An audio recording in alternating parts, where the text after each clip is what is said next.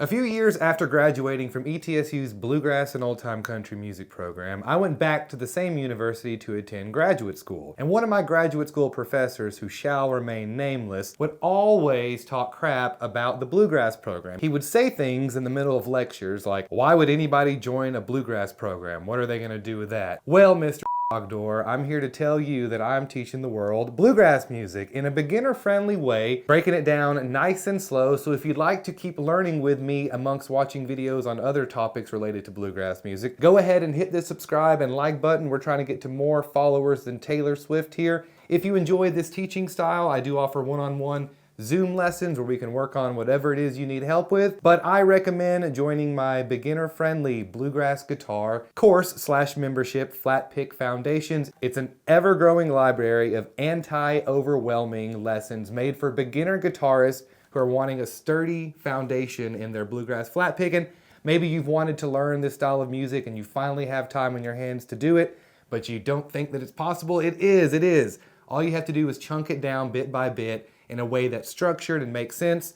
Check it out in the descriptions. There's connected lessons. Let's dive into these licks. We are in the key of G today. So this first lick, it starts out on that special note in the key of G, our B flat, or our flattened third. It's right there on the 3rd fret of your G string, all right?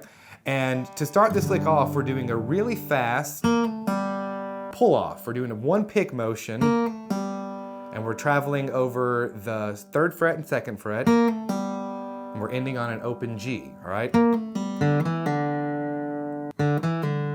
our D string, okay? And then we're sliding over the 1st fret on our A string, and ending on our open G string.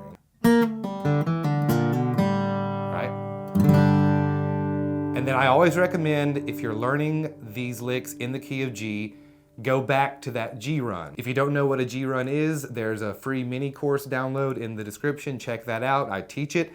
But let's try it with the G run, all right? Another point here to practice is to always come from the chord that you're playing from. That will just get your hands used to getting where they need to be as quickly and as efficiently as you can, all right? So.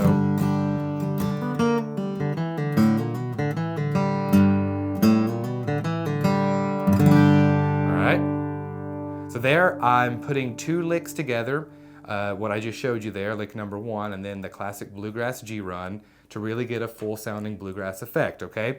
Couple words of advice before we go on to lick number 2. I'm gonna flash on your screen the 6 main areas of music, all right? What is going to stop most flat pickers, what's going to be the source of frustration is this one, technique. Because there's so much that goes into this, it can throw you off at first, all right? So the way that you want to sort of look at this, and this is why I have my short form videos with my wrist and my picking hand, or with both hands rather, is that observing is very important, okay? So as you watch these licks, make sure that you're watching what's going on this hand. If you're watching a rhythm, you can focus on the wrist and also what's going on up here on the elbow, all the muscles working in between.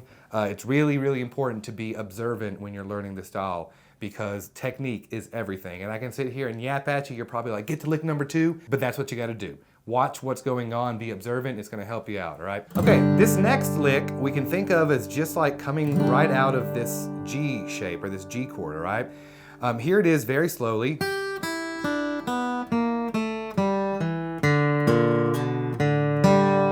right, so I'm ending it essentially the same way as I ended the last lick. We're going 3 open on our E and B strings. And then here we're going 3-2 to open, all right? So that motion right there was in the last one as well. That was the first lick. Right there, same exact notes, okay?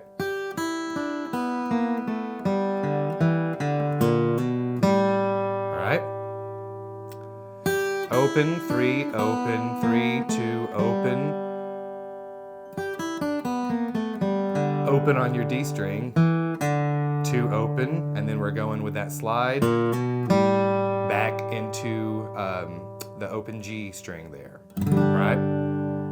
So one more time, nice and slow. And you could even use that to like end a song of like,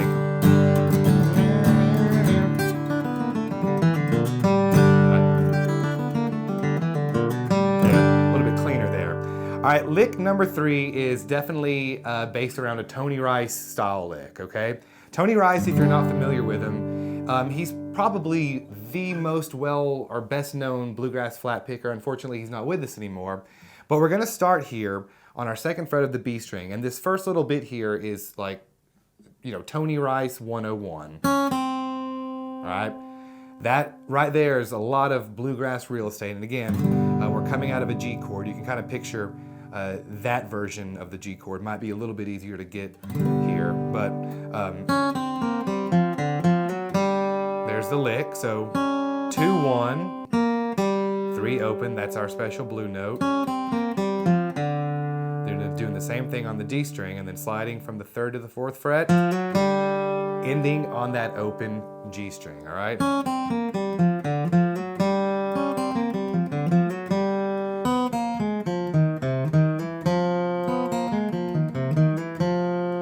Just like that, okay? And again, you can practice both of those I just showed you, you know, with a G run in tow.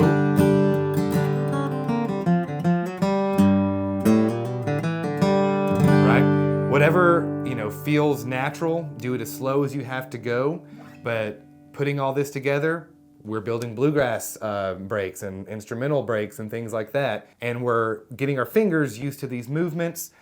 Big thing here is you might hit some troubles just with your fingers hitting strings that you don't want them to hit.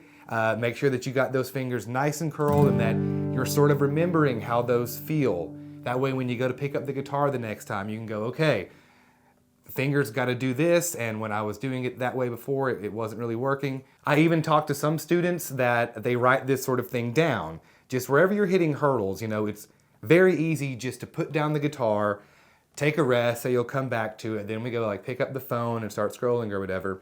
But if you just approach this in a way where you're like, all right, how do I actually get to do it, right? You can always learn. It's always possible to pick this thing up and learn bluegrass or learn jazz or whatever it is, but the practice sessions and just being mindful of what you're doing right and what you're doing wrong and how that affects your playing, very, very important. Folks, if you like this style of teaching, do go check out Flatpick Foundations down in the descriptions. I'm a former educator. I understand visuals, tabs, they play a big role in learning and getting yourself to achieve whatever it is that you're trying to learn. In this case, bluegrass guitar, which is, you know, not known for being the easiest, but I do highly believe that it just comes down to instructions and you know, a information that works and how it's presented and everything like that. So go check it out in the description.